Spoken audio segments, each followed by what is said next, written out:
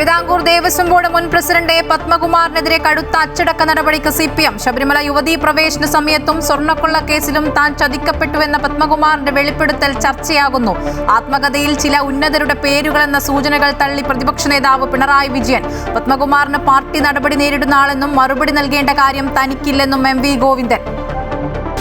പകർച്ചവ്യാധി ആശങ്കയിൽ കേരളം. നിപ പ്രതിരോധ പ്രവർത്തനങ്ങൾ ഏകോപിപ്പിക്കാൻ ആരോഗ്യമന്ത്രി K. മുരളീധരൻ കോഴിക്കോട്. ഇന്നലെ ഡെങ്കിപ്പനി ബാധിച്ചത് 85 പേർക്ക്. 2 ദിവസത്തിനിടെ 48 പേർക്ക് മഞ്ഞപ്പിത്തം. ഈ മാസം എലിപ്പനി റിപ്പോർട്ട് ചെയ്തത് 107 പേർക്ക്. കോഴിക്കോട് പയ്യോളിയിൽ 9 വയസ്സുകാരന് ഷിഗല്ല. നിപ പ്രതിരോധത്തിൽ ഏകോപനമില്ലെന്ന് പ്രതിപക്ഷ നേതാവ് പിണറായി വിജയൻ. സ്ത്രീകൾക്കായുള്ള KSRTCയുടെ പ്രിയദർശിനി സൗജന്യ യാത്രാ പദ്ധതി നാളെ മുതൽ മുഖ്യമന്ത്രി VD സതീശൻ ഉദ്ഘാടനം ചെയ്യും. ചടങ്ങിൽ CPM MLA-മാർ വിട്ടുനിൽക്കുമെന്ന് MV ഗോവിന്ദൻ.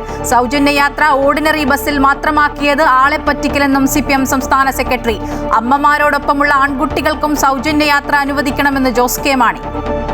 പ്രധാനമന്ത്രി നരേന്ദ്രമോദിയുടെ യൂറോപ്പ് പര്യടനത്തിന് തുടക്കം. ഫ്രഞ്ച് പ്രസിഡന്റ് ഇമ്മാനുവൽ മക്രോണുമായി ഇന്ന് കൂടിക്കാഴ്ച. ഭാരത് ഇന്നവേറ്റ് സ്റ്റാർട്ടപ്പ് മേള ഇരുവരും ചേർന്ന് ഉദ്ഘാടനം ചെയ്യും.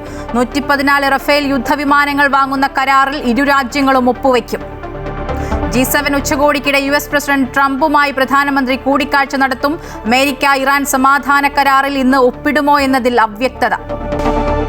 വേൾഡ് കപ്പിൽ മുൻ ചാമ്പ്യന്മാരായ ബ്രസീലിന് സമനില തുടക്കം. കരുത്തരായ മൊറോക്കോയോട് 1-1 സമനില വഴങ്ങി.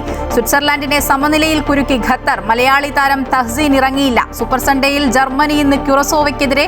പുലർച്ചെ 1:30 നെതർലാൻഡ്സ് ജപ്പാൻ പോരാട്ടം. വനിതാ 2020 ലോകകപ്പിൽ ഇന്ന് ഇന്ത്യ പാകിസ്ഥാൻ പോരാട്ടം.